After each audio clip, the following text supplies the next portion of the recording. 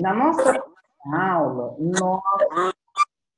nós falamos de individualização da pena. A gente começou a falar de individualização da pena.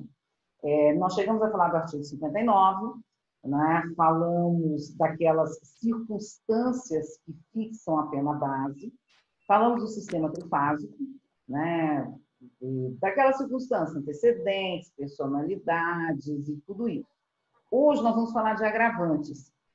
Mas antes de começar a aula, é interessante repassar algo que na nossa quarta aula, eu cheguei, quando eu falei de antecedentes, eu disse o seguinte, que estava sob o tema 150 em repercussão geral no Supremo, o RS 593818, que estava para definir se a reincidência após 5 anos, né, não é a reincidência, a condenação com trânsito em julgado após 5 anos, que nós sabemos que não é considerada para efeito de reincidência, se ela poderia ser considerada para efeitos de antecedentes penais. Pois é, o Supremo, antes de ontem, no dia 17 de agosto de 2020, terminou o julgamento desse RE, que é o tema 150, e entendeu que não se aplica para o reconhecimento dos maus antecedentes o prazo quinquenal da prescrição da reincidência previsto no artigo 64.1. Foi por maioria. Né? Eu vou até passar aqui no vídeo, no slide para vocês. O acordo ainda não está disponível, hoje é dia 19 de agosto, o julgamento terminou dia 17 de agosto de 2020, para que a gente possa, né, se inteirar um pouco mais. Mas já para dizer que o Supremo entendeu, né, que a condenação criminal, após passado o prazo de 5 anos, ela pode ser considerada como antecedentes penais lá no artigo 59. Eu vou até colocar aqui para que a gente possa até ver esse julgamento aqui. Então, vamos ver aqui, eu sempre com esses slides, né? Slides, né? Aqui. Certo.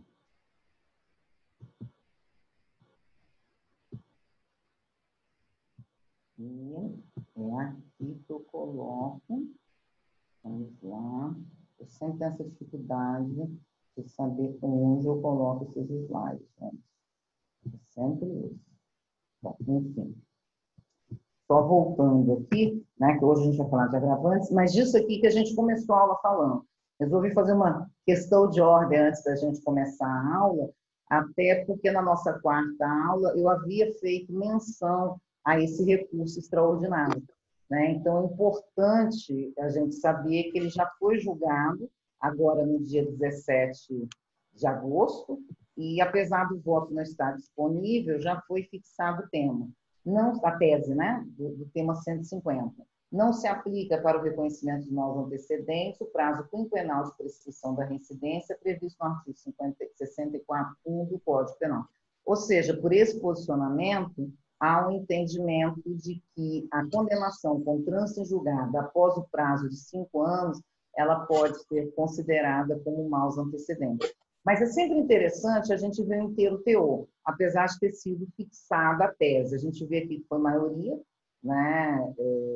Foram vencidos o ministro Ricardo Lewandowski, Marco Aurélio, o ministro Gilmar e o ministro Dias Toffoli, não tendo participado o ministro Celso de Mello. Né? Então, para a gente poder, então, começar.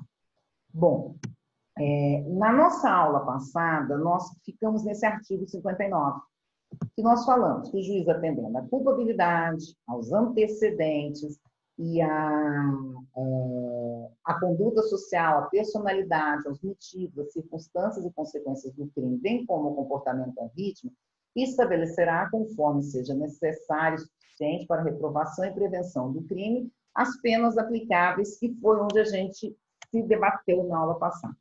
Então, relembrando, né, a gente trabalha com o sistema trifásico no nosso direito penal brasileiro. Você tem a primeira fase, que é a fase da pena base. Nós vamos ter a segunda fase, que é a fase das agravantes e das atenuantes, que hoje nós vamos falar das agravantes.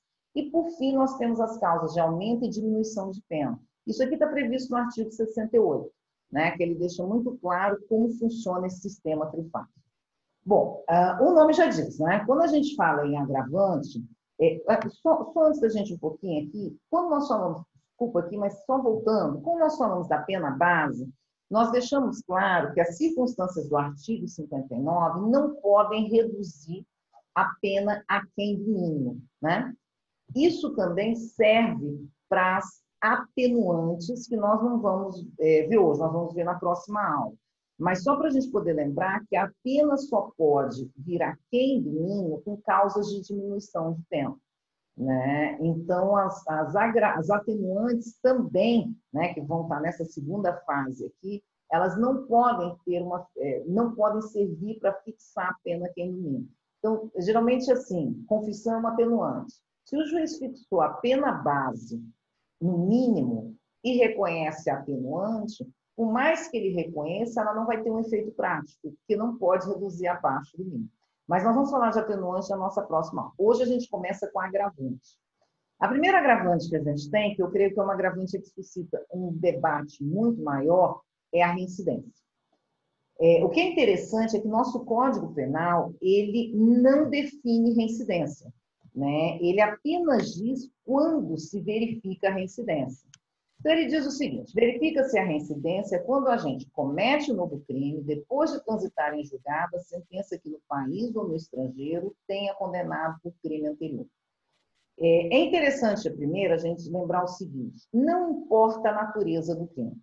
Então, crime doloso com crime culposo, dois crimes culposos, um crime tentado com crime culposo, tudo isso, na realidade, vai gerar reincidência. Então, não vai interessar aqui qual vai ser a natureza do crime. Ah, mas o primeiro crime foi o culposo. Eu agora pratiquei um doloso. Haverá reincidência? Haverá reincidência. Então, não interessa para qual seja o crime. Daí, a gente colocou, olha só que interessante aqui, a sentença no país ou no estrangeiro que cometa novo crime. Eu vou um pouquinho adiante e depois a gente volta. Aqui, quando se fala novo crime, é interessante que a gente lembre das contravenções penais. Aí fica aquela pergunta: eu pratiquei uma contravenção no Brasil, pratico uma nova contravenção, serei reincidente para fins do artigo 7º da Lei de Contravenção. Eu pratiquei uma contravenção no exterior, aí pratico uma segunda no Brasil. Vou considerar aquela primeira que eu pratiquei e vai me gerar reincidência? Não, não gera, porque o artigo 7º da Lei de Contravenção é omisso. Eu pratiquei uma contravenção, agora vem um crime. Gera reincidência? Não, não gera reincidência, porque o nosso código ele fala em crime. E o artigo 63 não fala em contravenção, ele fala em crime. Eu pratiquei um crime no exterior, no Brasil no exterior. Pratico agora um novo crime. Serei reincidente? Serei reincidente. Pratico um crime no exterior e vem uma contravenção. É reincidente? É reincidente para efeitos do artigo 7º. Então, a gente pode deixar claro o seguinte, que não haverá reincidência apenas quando for contravenção no exterior com contravenção no Brasil e contravenção com crime. Em todas as outras hipóteses, haverá a reincidência. Em todas as outras hipóteses. Daí, algumas questões eu creio que são importantes para a gente poder levantar aqui. Vamos ver o artigo 64 para a gente poder trabalhar nisso aqui. Bom, aí a gente diz assim: para efeito de reincidência, não prevalece a condenação anterior se entre a data do cumprimento ou extinção da pena e a infração posterior tiver decorrido período de tempo superior a 5 anos, computado o período de prova da suspensão ou do livramento condicional, se não ocorrer revogação. Item 2, não se consideram os crimes militares próprios e políticos. É interessante, o primeiro ponto da gente colocar aqui é que não se fala em reincidência se entre a data do cumprimento ou extinção da pena e a infração posterior tiver praticado mais de 5 anos. Por que eu digo que é importante a gente entrar... Boa noite. Por que eu digo que é importante a gente entrar nisso aqui? Justamente pelo seguinte, a gente tem na cabeça sempre que a reincidência, na realidade, ela vem do trânsito em julgado, não é isso? Trânsito em julgado, nos próximos 5 anos, eu falo em reincidência. Pois é, mas olha só o que diz o artigo 64. O artigo 64, ele deixa claro que é da data do cumprimento ou da extinção da pena. E é nesse sentido a jurisprudência do STJ. Então, a gente tem que ter muito cuidado com isso aqui, quando a gente se posiciona no sentido dessa situação. 5 anos do trânsito em julgado, bom, passou 5 anos do trânsito em julgado, já tem reincidência. Mas nem sempre o cumprimento da pena, ele se dá com trânsito em julgado, muito pelo contrário, né? Você, ainda mais se você não tem um cumprimento antes, em razão de uma série de situações. Boa noite. Boa noite. Vai se dar justamente depois do trânsito em julgado, né? Então, primeiro a gente tem que ter cuidado com isso aqui. Segundo ponto que a gente levanta, lembra que a gente disse aqui o seguinte, que não se fala em reincidência no caso de crime militar próprio e crime político. Só para a gente fazer um lembrete, né? Lembra que existe aquela diferença entre crime militar próprio e crime militar impróprio. O crime militar próprio é aquele que somente o militar pode praticar, como, por exemplo, deserção, recusa de obediência superior. Já o crime militar impróprio, apesar de estar previsto no Código Penal Militar, é aquele que o civil também pode praticar, como furto, roubo. Isso, na realidade, né, seria essa diferença básica que nós temos aqui entre eles. Então, se a condenação anterior for por crime militar próprio, a prática de crime comum não leva à reincidência. Não leva à reincidência. Isso aqui nós estamos no Código Penal. Se o agente, contudo, se o agente pratica crime militar próprio após ter sido definitivamente condenado pela prática de crime comum, ele será reincidente pelo Código Penal Militar. Então, ele praticou um crime comum e depois ele praticou um crime militar próprio. Pelo Código Penal Militar, ele será reincidente, mas o contrário já não será. Ele praticou um crime militar próprio, por exemplo, praticou uma deserção, foi condenado, transitou em julgado, e durante, depois, né, desse trânsito em julgado, houve a prática de um crime comum. Não haverá reincidência, mas o inverso ocorre. Né? Então, se a condenação definitiva anterior for por crime militar próprio, a prática de crime comum não leva à reincidência. Contudo, se o agente pratica crime militar próprio após a condenação com trânsito em julgado do crime militar comum, ele será reincidente de acordo com o Código Penal Militar. Então, primeira exceção que a gente, né, primeiro ponto que a gente faz é esse. Um outro ponto que a gente levanta é a questão do crime político. Aí tem-se um debate de que os crimes eleitorais seriam considerados crimes políticos, né?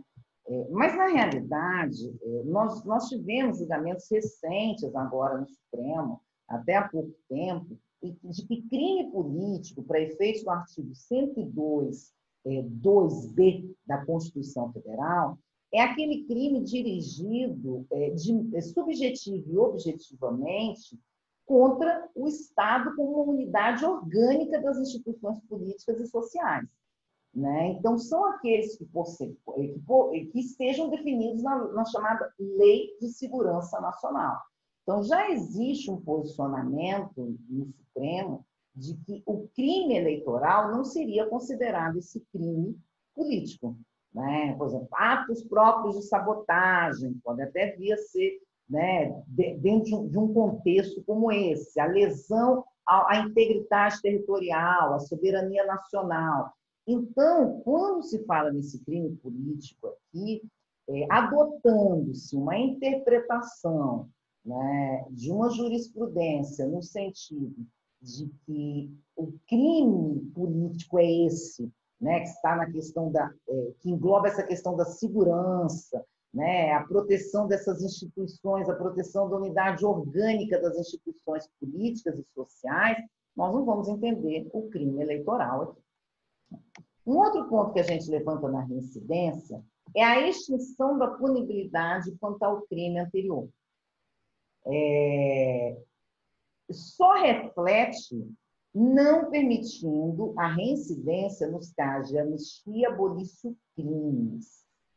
Lembrando que, olha a diferença que a gente fez na nossa primeira aula, que a prescrição da pretensão executória, ela não afasta a reincidência do réu em face de novo delito.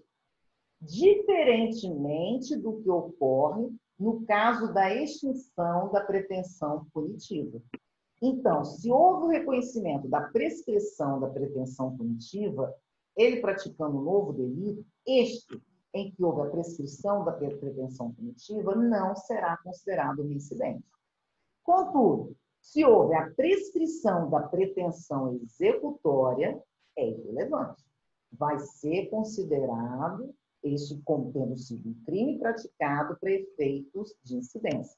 Então, é preciso ter cautela com isso, né? Porque essa causa extintiva, aqui nós vamos ver que a causa, por isso que essa diferença entre a pretensão punitiva e executória, a gente já vê aqui que é um dos efeitos que tem, né? Então, na realidade, saber se houve essa extinção da punibilidade antes ou depois da sentença condenatória transitar em julgado, né? Então, é interessante isso, né? Que primeiro tem que se fazer essa análise, porque o que se entende? Se houve a extinção da punibilidade antes do trânsito em julgado, isso afeta, né? Você não será considerado incidente. E já é que, em havendo a extinção do trânsito em julgado depois, já você será considerado reincidente. Nós temos duas exceções, apenas quando ocorre a extinção da punibilidade após o trânsito em julgado, que é no caso da abolício crimes e no caso da anistia. Então, vamos voltar aqui. Extinção da punibilidade antes do trânsito em julgado não gera reincidência. Extinção da punibilidade após o trânsito em julgado gera reincidência, salvo abolício crimes e anistia. Né? Porque nesses dois casos, abolício crimes faz sentido, né, gente? Deixa de existir o crime. Se o crime deixou de existir, como é que eu vou ser reincidente? Né? No caso da anistia, são apagados todos os efeitos penais da condenação anterior. Todos eles. Inclusive, condenação com trânsito em julgado. Perfeita essa diferença? Uma outra questão que nós temos é o perdão judicial. Né? Se concedido o perdão, também estará obstada a reincidência por expressa previsão legal. Está lá no artigo 120 do Código Penal. Então, no caso do perdão judicial, também retira a reincidência. Né? Isso tem expressa autorização legal. Aí a gente colocou aqui transação penal, suspensão condicional do processo e a ANPP. Quando nós vamos fazer uma diferença desses três institutos, quando nós falarmos das inovações do chamado pacote anticrime, que entraram em vigor no início do ano, né? No início de 2020. Algumas, nem todas entraram, mas nós vamos fazer essa diferença em transação penal, suspensão condicional do processo e o acordo de não persecução penal, que ele veio agora consagrado em 2020 no artigo 28A do CPP. Então, o que a gente está dizendo aqui é que essas três hipóteses, elas não geram reincidência. Nada impede e você, nada impede não, eu já estou falando aqui, inclusive, de uma forma errada, não é que nada impede. É que, na realidade, você, de acordo com as condições estabelecidas para cada um deles, que nós vamos ter, em algumas hipóteses, você não vai poder ter o benefício novamente. Né? Então, não haveria essa possibilidade do benefício novamente. O que isso não significa reincidência. Né? O fato de eu ter feito uma transação penal eu não vou poder fazê-la durante um lapso temporal, mas isso não me gera reincidência eu ter feito a transação penal e agora vir a ser condenada por um crime. Uma questão interessante, que aí eu levanto, né? Eu digo que eu vou levantar isso, apesar de eu ter um posicionamento, mas não tem jurisprudência quanto a isso, é que a gente tem aqui a situação de que verifica-se a reincidência quando a gente comete um novo crime. Nós sabemos que pelo nosso Código Penal, o tempo do crime é o momento que? Justo o momento da conduta, não é isso? Então, mesmo que o resultado tenha se operado depois. Então, se houve uma conduta no momento X e quando teve o resultado, houve o trânsito em julgado nesse intervalo, vale o momento o quê? Da conduta. Então, vamos trabalhar com o exemplo aí de homicídio. Atirou na vítima no dia X, transitou no dia 1, transitou em julgado uma pena anterior, né, no dia 2 e faleceu no dia 3. Não haverá reincidência, porque a gente considera isso o momento, tempo do crime, né? Pela teoria que nós adotamos, que é a teoria da atividade, tá? Se eu não me engano, no artigo 8º, 10 do Código Penal, me errar aqui o artigo. Nós vamos considerar, né, o tempo da conduta. Aí a gente tem situações assim, extremamente interessantes, porque o exemplo do homicídio é sempre um exemplo, que eu costumo dizer, um exemplo muito fácil da gente trabalhar, porque a gente consegue muito ver, né, essa distinção de conduta, resultado, né? Isso é algo muito simples. Mas nós temos crimes aí que talvez haja uma dificuldade maior para a gente poder, na realidade, vislumbrar esse momento de resultado. Tá. Uma outra questão interessante também, que a gente nem colocou aqui, é a questão de ato infracional. Né? O STJ já fixou entendimento que a condenação por ato infracional ela não pode gerar maus antecedentes nem reincidência. Né? O que há lá no STJ justamente assim, uma divergência quanto à possibilidade da prática de atos infracionais ser considerada para justificar aquela questão da personalidade que a gente viu do artigo 59, né? Aquela personalidade voltada para o crime. Né? Mas quanto à questão da reincidência e maus antecedentes, o STJ entende que não caberia. Lembra, maus antecedentes está lá na primeira fase, no artigo 59. Nós estamos falando da reincidência que já está na segunda fase, né? Que já passei da primeira fase. O ato infracional não vai interferir na reincidência. Né? E também não vai interferir nos maus antecedentes. Um debate que se tem no STJ, que não é pacífico, é justamente o fato da reincidência, desses atos infracionais poderem ser considerados na questão da personalidade lá no artigo 59. E eu tinha colocado aqui, né, porque eu ia falar, olha, está pendente ainda a questão, né, no Supremo, a questão do julgamento do 593-1818, que é o tema 50, mas, enfim, já isso não está pendente, porque o julgamento findou de 17 de agosto agora passado, de 2020. Outras questõezinhas interessantes. Antigamente, a gente dizia que a reincidência ela dependia de uma certidão cartorária, né? Mas o STJ tem flexibilizado isso. Ele tem dito, na realidade, que a folha de antecedentes criminais, por si só, ela já geraria reincidência. Então, ele não entende como obrigatória a apresentação de uma certidão cartorária. Esse já tem sido um posicionamento já flexibilizado do STJ quanto a isso.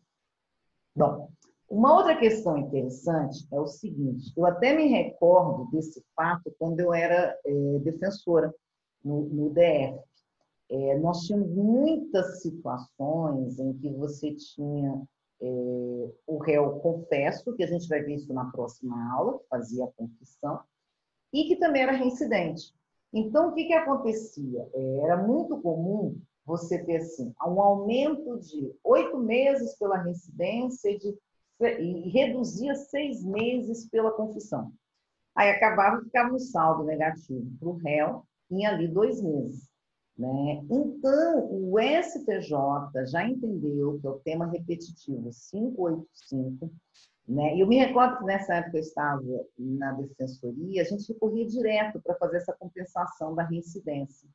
Né? A gente recorria muito. E o resultado deu, né? E, assim, no sentido de que se permite essa compensação entre reincidência com a confissão. Né? Há uma possibilidade de ter essa compensação. E o tema vai morrer ali na STJ, porque o Supremo já entendeu que não tem repercussão geral essa possibilidade de compensação.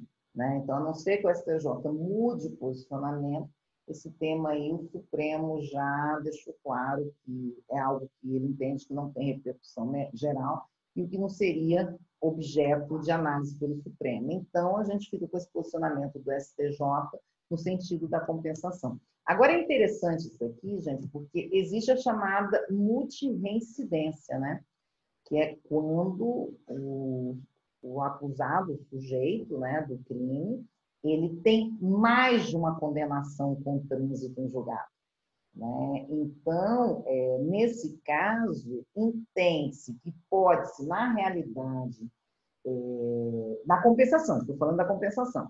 Então, ele tem lá 3 condenações com trânsito em julgado e confessou. Poderia-se, aí sim, haver uma compensação só de uma delas, né? E as outras podem ser utilizadas como uma forma de agravante. Né? Então, esse é um posicionamento do STJ que a compensação essa multirreincidência seria inviável essa compensação integral. Então, aí sim haveria uma compensação parcial. Então, vamos lá. Você sobe 8 meses porque ele tem várias reincidências e reduz 6 meses, né, em razão da confissão. Subiria 6 meses, mas como são várias incidências, sobe 8 meses, porque aí há, no caso, a multirreincidência. Uma outra questão interessante é que tem aquele, entre aspas, né, por mais que a gente saiba que isso aqui é uma discricionariedade, que o STJ utiliza a expressão discricionariedade vinculada do magistrado, há um padrão nesse percentual de 1/6 da pena aí, para que haja, né, esse aumento de 1/6. E o STJ entende que, no caso da multirreincidência, esse percentual poderia ser superior a 1/6, né? Justamente porque, como você tem várias reincidências, então, na realidade, justificaria. Por que eu falei aqui no 1/6? Porque hoje entende-se que um percentual que se teria para a fixação né, dessas agravantes ficaria nesse 1/6 da pena, que está dentro de um parâmetro assim, que o STJ tem tentado manter como uma base aí para uma base aritmética, né? Apesar que a gente não poderia dizer, porque a gente já fala que a gente está dentro de uma discricionariedade, a gente já vem com cálculo aritmético, depois já, né? Mas seria mesmo, né? Seria dentro de uma situação aritmética para entender que não é abusivo.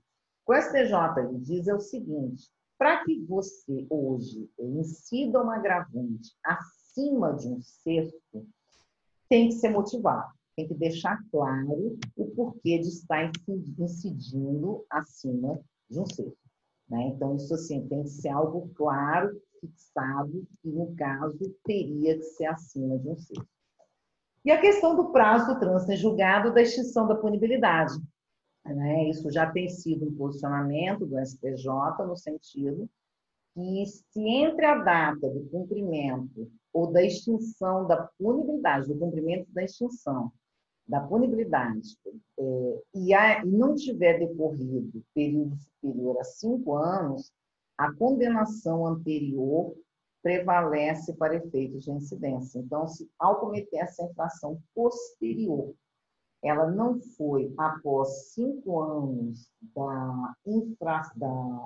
do cumprimento da extinção da pena tem se entendido como reincidente. Mas isso foi aquilo que a gente falou aqui, é porque a gente fala assim do trânsito em julgado. Não é isso, é que o trânsito em julgado, pelo posicionamento, é o seguinte: o trânsito em julgado, ele é o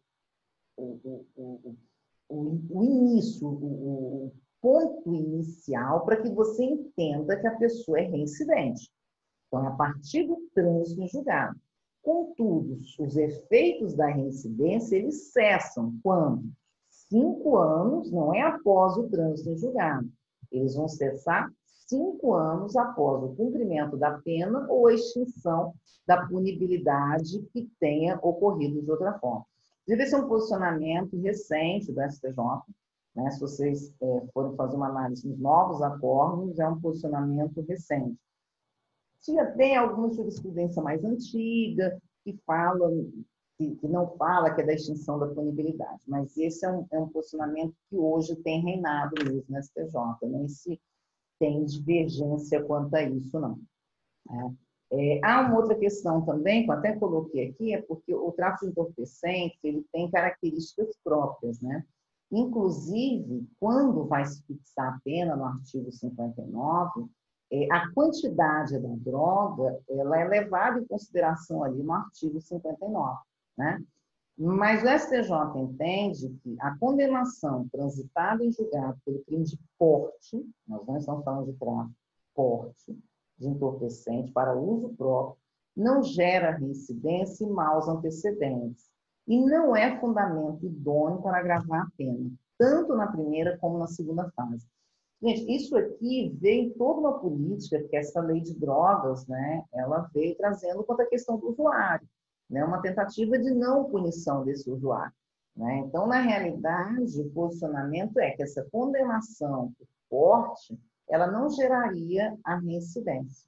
Né? E assim, o fato de dizer, olha, fulano já foi condenado por porte para uso próprio, para substância para uso próprio. Isso aqui não é motivo para agravamento da pena. Bom, e, como eu disse, a reincidência é aquela que a gente gasta um tempinho maior. Até porque eu creio que dessas agravantes, né, o Código realmente ele se dedica a ele. Tanto que ele coloca artigo 61, reincidência. Artigo 61, inciso 1º, reincidência. E no artigo 61, inciso 2º, ele coloca as outras que ele entende que seriam, na realidade, hipóteses também para agravar a pena. E aqui vem uma série delas. Né? Então, uma delas é a chamada motivo fútil ou torpe. Relembrando aqui que é um motivo desproporcional. Que é um motivo desproporcional. Né? Que é aquele motivo medíocre, repulsivo. Gente, é bom a gente deixar muito claro, quando a gente entra aqui, que eu vou reconhecer a agravante se ela já não tenha sido elementar do tipo, né? E isso a gente deixou muito claro. Lembra que quando eu entro no artigo 59, um dos grandes erros que a gente vê, eu não digo nem que são erros, mas um dos grandes motivos de reforma de decisões referentes à individualização da pena é justamente colocar a elementar como forma de agravamento. Então, por exemplo, aquele exemplo, furto é subtrair bem móvel. Então, aí coloca lá, que realmente retirou da esfera da vítima o patrimônio. Eu não posso reconhecer como forma para agravar, se porventura ele já é a elementar motivo. E aqui também. Então, primeiro, por motivo fútil ou torpe. Segundo, para facilitar ou assegurar a execução, a ocultação, a impunidade ou a vantagem de outro crime. Tem uma decisão do TRF da primeira região, bem interessante, que quando fala da incidência do 61.2b, que é quanto ao crime do artigo 296, parágrafo 1º do Código Penal, em que o acusado ele utilizou-se, né, de maneira falsa para ocultar a impunidade de um crime ambiental, dando aparência de legalidade. Houve a incidência da agravante. Terceira, a traição, a emboscada, ou mediante simulação, outro meio, outro recurso que dificulta ou torne impossível a defesa do ofendido. Ah, gente, é interessante também nós lembrarmos de um ponto aqui que eu não havia me referido ainda. Para que haja incidência dessas agravantes, o MP tem que, pelo menos, ter descrito. Ele tem que ter descrito isso quando da denúncia. Ele tem que, ao descrever, ele tem que ter dito, olha, que o crime em questão foi realizado por emboscada, mediante simulação, ou outro recurso que dificultou. Se isso não é descrito, não pode ser considerado quanto da pena. Né? Então, assim, há alguns posicionamentos jurisprudenciais que vão até além, né? Até dizendo que isso tem que ser pedido. Mas hoje a jurisprudência entende que não necessariamente, mas no mínimo tem que se constar a descrição daquela agravante. Né? Que você dizer que foi para assegurar, que houve, que o motivo foi fútil, que o motivo foi torpe. Se isso nem é descrito na denúncia, isso não pode ser considerado depois. É por um princípio lógico, né? Você vai considerar uma agravante em que o réu não teve oportunidade de defender, de manifestar a defesa contra essa agravante. Né? O outro, com emprego de fogo, explosivo, tortura, outro meio insidioso ou cruel. A crueldade só pode ser reconhecida quando o sofrimento imputado à vítima for além do necessário para alcançar o resultado tipo pretendido.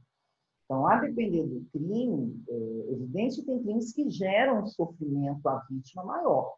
Mas se nem sei se seria correto a gente dizer isso, né? Mas se aquele sofrimento que a vítima é algo que é inerente àquele tipo penal, eu não considero aqui como crueldade.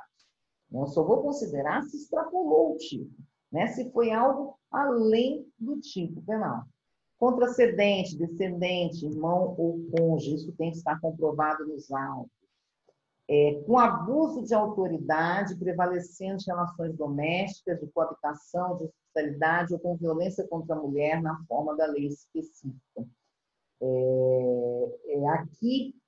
Aqui para se aplicar essa agravante de abuso do poder ou violação de dever, é necessário se faz que a prática do crime se dê com violação dos deveres inerentes ao cargo.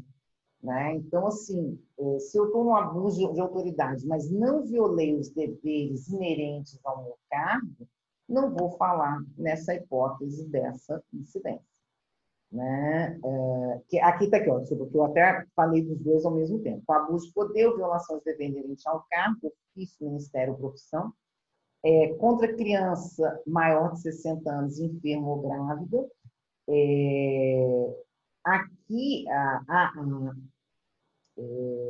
aqui a idade, na realidade, ela depende também de comprovação. Né? Então, para que haja incidência, você tem que ter a comprovação de que a vítima estava, né, sob essa... tinha, ou era criança, ou era maior de 60. Quando o ofendido estava sob imediata proteção da autoridade, isso aqui é muito comum em crimes imputados aos agentes policiais, né, que os presos ficam sob a proteção de uma certa autoridade. No caso de incêndio, inundação, qualquer calamidade pública, nós estamos até vivendo uma, né, que é no caso da pandemia, ou de desgraça particular. Você se aproveita daquela situação para cometer o crime. E no estado de embriaguez pré-ordenada. Né? Aqui a questão da embriaguez pré-ordenada, você se embriaga para cometer o crime. Sem esquecer que o artigo 62, ele traz de uma forma muito clara quais são as hipóteses em que se aplica as agravantes no concurso de pessoas. Lembra que vai ter uma pena maior aquele que promove, aquele que organiza, ou que dirige as demais atividades. O que coage ou induz também. E é interessante que na próxima aula a gente vai falar das atenuantes, a gente vai ver que aquele que teve uma coação moral resistível, a gente vai até fazer essa diferença na próxima aula, ele entra com um atenuante. Lembra, não é irresistível, mas a gente vai falar na nossa próxima aula. E aqui, o que coage, ele tem um aumento de pena. O que é coagido, ele, se for irresistível, ele entra lá naquelas exclusões, né, que a gente até vai ver essa diferença. Mas, se ele teve uma coação moral, pode-se dizer, resistível, ele vai ter um atenuante, mas quem coage tem agravante do artigo 62. O que instiga também o cometimento do crime, né? Se então, dentro daquele concurso de pessoas, percebeu que era realmente a pessoa que instigava, né? que na realidade induzia ao cometimento do crime, a pena é maior. E também aquele que participa do crime mediante promessa ou paga recompensa. Né? Então, serão essas hipóteses em que a gente diz que ocorreram as agravantes. Você sabe que é uma situação interessante que a gente nota, que quando a gente faz um estudo da criminologia, a gente vai vendo esses estudos, as monografias, essas dissertações, a gente percebe que, de uns anos para cá, a questão da utilização das agravantes, das atenuantes e até mesmo do aumento da pena base, um aumento das circunstâncias, ele teve um acréscimo muito grande. Então, era muito comum a gente, na década passada, a gente ter artigos dizendo assim, para que serve o Código Penal? Porque todo mundo fixa pena base. E a gente começa a perceber que isso hoje já não é uma realidade. Tanto que quando o réu era condenado em primeiro grau, o risco dele ter uma pena aumentada em segundo grau era assim, era raro. Hoje em dia isso ocorre com muita frequência. Então, o debate dessas agravantes, dessas atenuantes, ele tem cada vez se tornado mais importante. Eu não sou delas, né? O artigo 59 mesmo do Código Penal, a gente viu que ele é um artigo extremamente subjetivo. Algumas agravantes, elas têm caráter de objetividade maior, mas outras nem tanto, o que dificulta muito o julgador quanto a isso.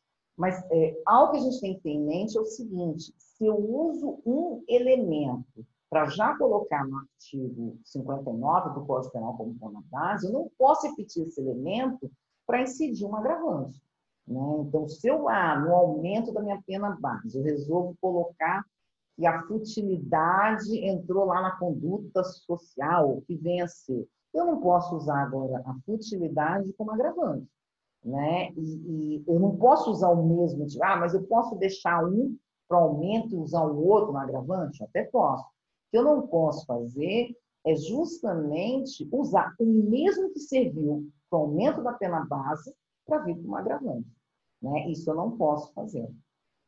Bom, eu acho que por hoje é só. Como eu disse, hoje a gente teve... hoje eu acho que a gente já pode encerrar por aqui.